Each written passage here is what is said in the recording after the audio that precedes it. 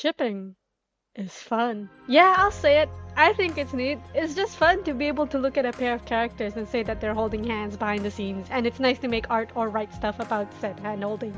Every fandom has shipping stuff in it for better or for worse, and Arknights is no exception. Arknights has a bunch of characters, and a good chunk of them have fun interactions, both canon and fan-made, so it's easy to create all sorts of relationships between them, even when you're not even trying, because Arknights is about using multiple operators in the stage. If you have a set team you love to use, you can't help but imagine what it'd be like if these characters would actually interact with each other. And there is one ship that really embodied this idea and appeal from the earliest days of Arknights, and that is Flamebringer and Executor. Dear God, I'm actually doing this. Flamebringer and Executor are two characters that I've talked about already previously to prepare for this wretched day, so go watch those please. I love it when view numbers go up. The ship name is Flamex or Exaflame, but I'm more used to Flamex, so that's what I'll be using. I've kind of wanted to talk about Flamex for a while now, and I guess it's time to actually do it. This video will mainly be exploring how the ship came about and what their perceived dynamic was or is like in the fandom. Disclaimer, Flamex is in no way the first ever ship of Arknight or something. That will more likely go to Hoshiguma X Chen or Silence X Arya that I will definitely be making a video about at some point in the future, because I find those character dynamics to be deeply fascinating. I'm just doing Flamex first because it's the ship I'm most familiar with. As somebody that was super into this ship back in the day, I also just kind of want to talk about it, okay?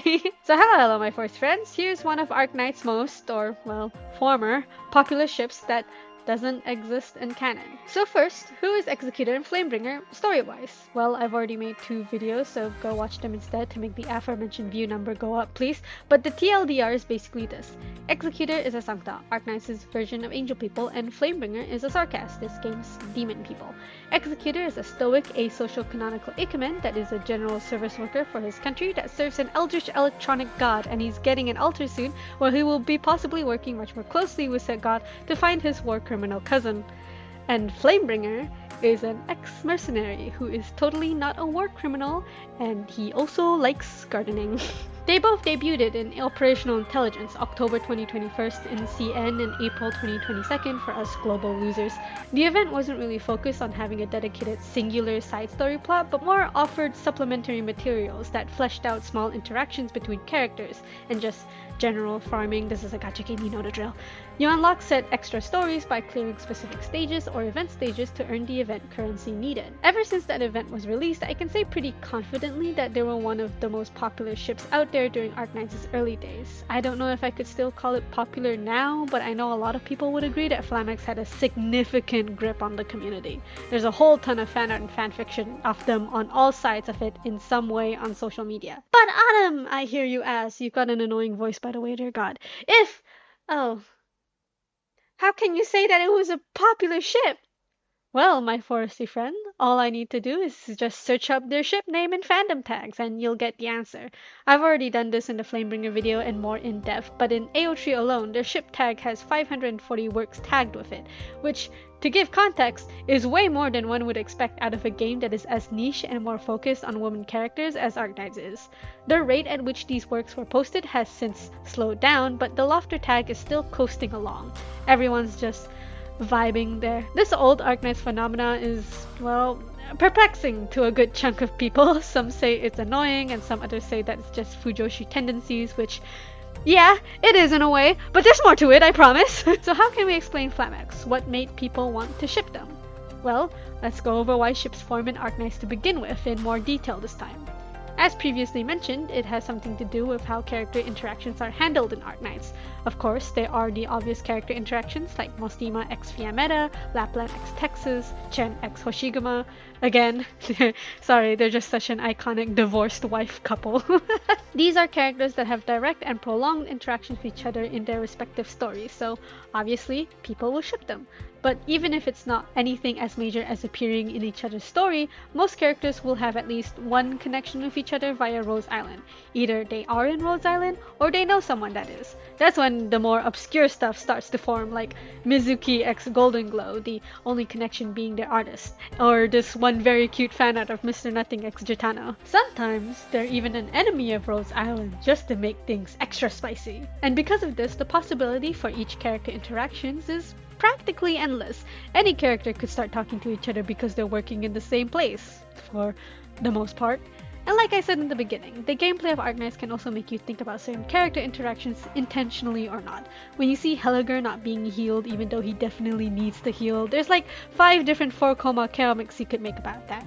When you see one operator being buffed like hell with 3 different buffers, you can help but imagine what things that the operators could react to while in that situation, especially if Ak is involved. When you see the operators working together, you could be thinking about their interactions with each other. In fact, I myself do this exact thing with the Lingering Echoes group and the Who is Real group. They have lava and hibiscus as one way for them to be connected, and it snowballs from there. And as a bonus, it's also somewhat encouraged by official material as well. It's somewhat common to hear operators talk about another operator that you would not guess that they would even know. Like Ambriel references Executor because she's evading her taxes, Mountain mentions Waifu because they're both fighting tigers, and Mr. Nothing mentions Feeder because she's a martial artist actress and he's a big fan. There's mentions of this within their voice lines, side stories, operator records, and in official art. It makes sense too. When you have such a big and literally colorful cast, why not take small chances to flesh out characters and relationships? It makes Terra feel like a much more alive world. So, shipping isn't just something that people indulge in to smoosh 2 blorbos together for the sake of it, but a rite of passage that contributes to the very foundation of Arknights. Take that, non-believers! Operational Intelligence was one such event that had side stories that fleshed out and established certain side characters. And that's where Flamebringer and Executor have some official content interacting together, right?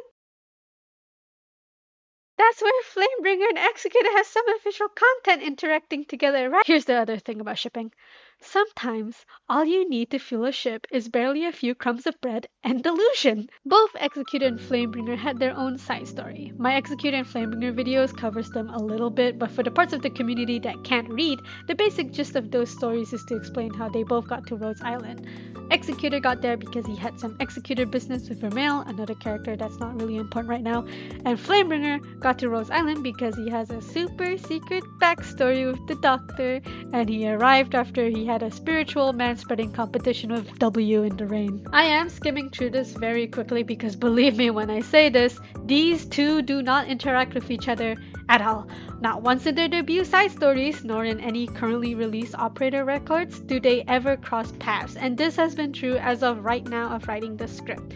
The only point of connection they have is that they were in the same event where Flamebringer was an operator that was given for free, while you had the gacha for Executor, and they are both in Rhodes Island.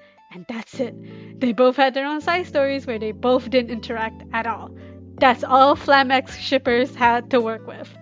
There is this one line from Executor that had me fully convinced that it was about Flamebringer during my peak of Flamex delusion era. It's this Executor's Talk 1 voice line.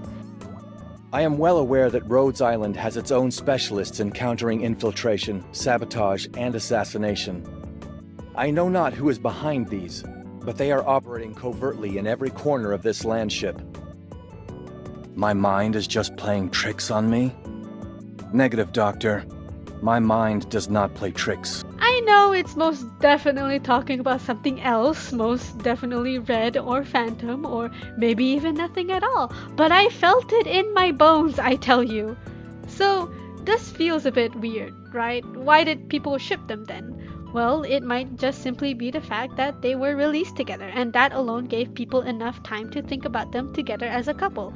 And thinking that a lot of people do, because some people caught on to some interesting potential dynamics and contrasts between the two. So, what exactly is the dynamic of Flamex that people envision these two with? Since there's not much canonical information on how they would talk to each other, there are a few interpretations.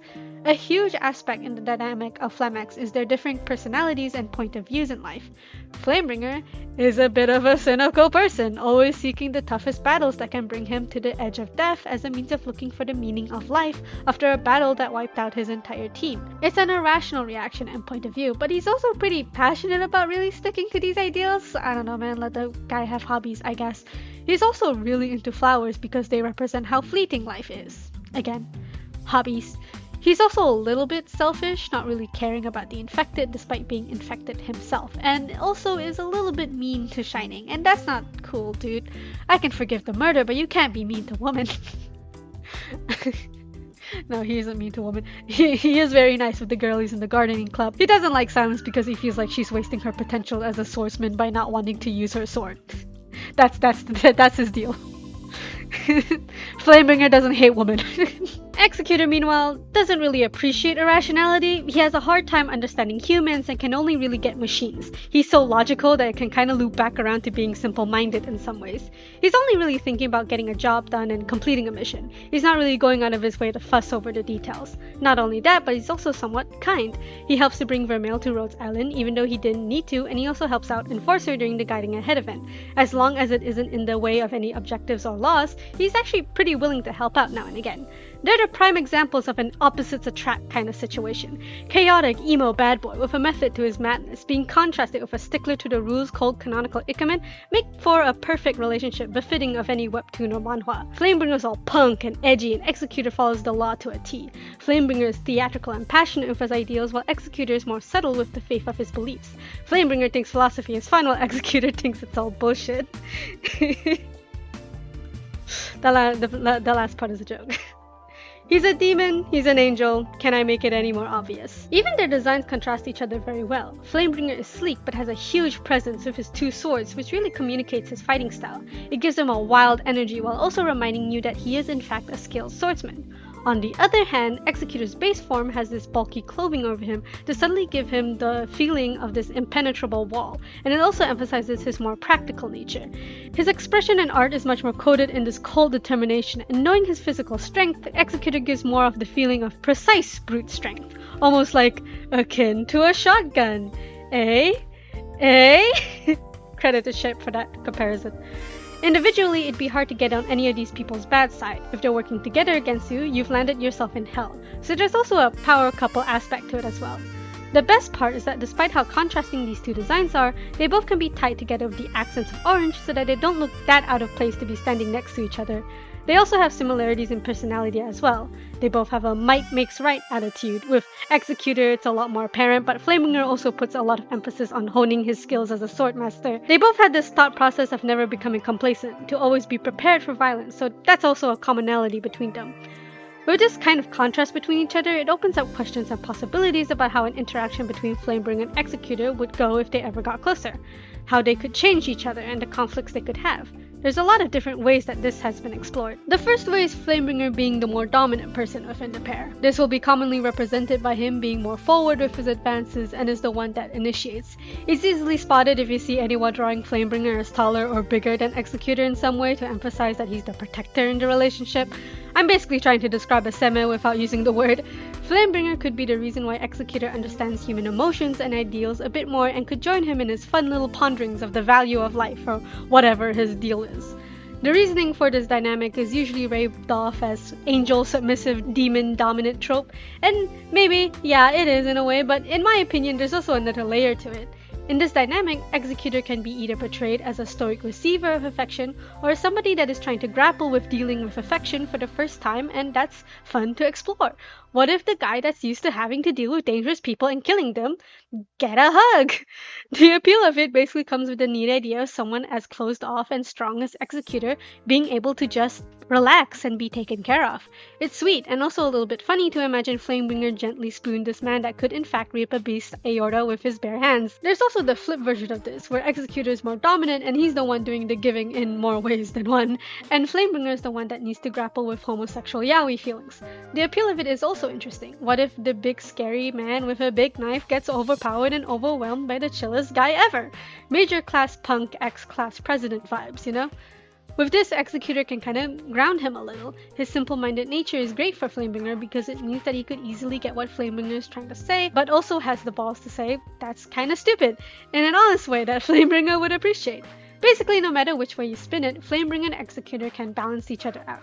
They'd see each other as equals, so they'd respect what the other would have to say, but also they go, nah, that's nonsense, very easily, and that opens up some fun stuff. A very typical angel ex-demon dynamic, and that's how I like to read their relationship, providing each other a new way to see things while also being able to share some perspectives that can let them at least be able to work together, making each other stronger and better for it. Aw, love is great, guys. In Arknight's canon, Sancta and Sarkas are said to have a hatred of each other that stemmed from something that happened from very, very long ago, that both parties today have forgotten about. This adds another layer to their relationship, in my opinion. These two people that are seen as natural enemies working together to terrify more than they ever have before. And it also adds some neat Romeo and Juliet-esque conflict, though probably a bit more violent because Sarkas are killed on sight if they ever enter Laterano, and Laterano Caravan are just totally chill targets for Sarkas mercs to attack.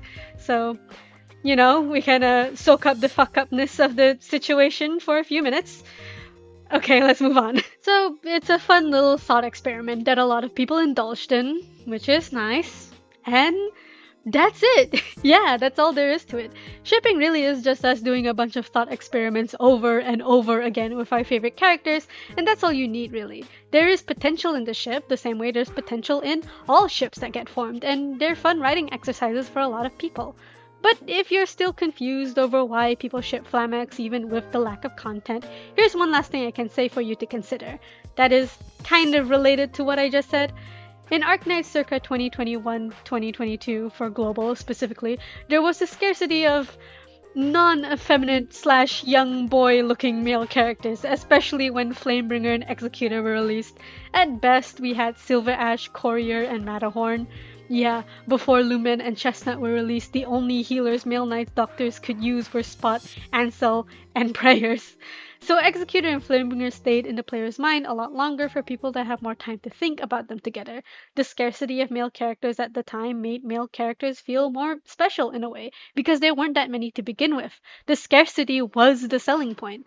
And this logic very much applies to Flamex.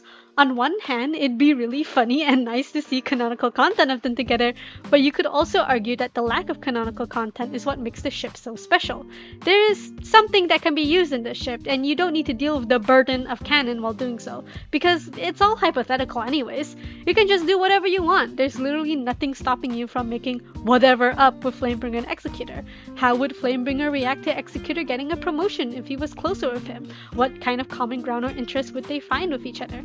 How would they even start dating? You can say whatever you want because it's a blank canvas. You can understand their personalities enough to know how they would exactly vibe with each other, and then you can go ham.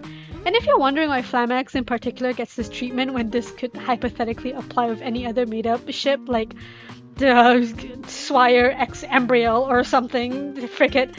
To that, all I can say is that, well, yeah, there is something to be said about fandom centering male characters in everything, so that's definitely an aspect to it, which is a topic that should be talked about in its own video. But also, it just works. It's a scenario that just kind of makes sense to a lot of people. It's the Angel X Demon ship. Of course it could work. Flamebringer and Executor are a pairing that represents the most fun part of making and thinking up of interactions between your operators. The fact that it could happen and that you can determine everything else. These are your Blorbos. Do whatever you want with them as you wish. Flamex is a ship that's just so free from any canon pitfalls while also simultaneously not break it to the point that it's unbelievable. I think that's why it's so fun and why so many people were into it. It's just a very good thought experiment. Shipping isn't just about what canon gives you, but what you could make of it. Sometimes people really can just see two characters and think that they should hold hands. And on the topic of making up ships, why not? Why not Swire X Embryo? I could see it. Just two girlies that love each other and shopping sounds like a good time. And Swire's more bolder and louder personality could complement Embryo's more chill attitude. Yeah, it could work. I know I'm not the only one too. I know a good chunk of y'all have some nonsense ships that have no basis. I've seen the ship videos, okay?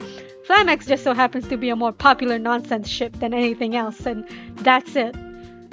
This video is a bit of a mess, but it's because Flamex is a mess, okay? It's definitely not my fault as the scriptwriter that this might be a bit cluttered.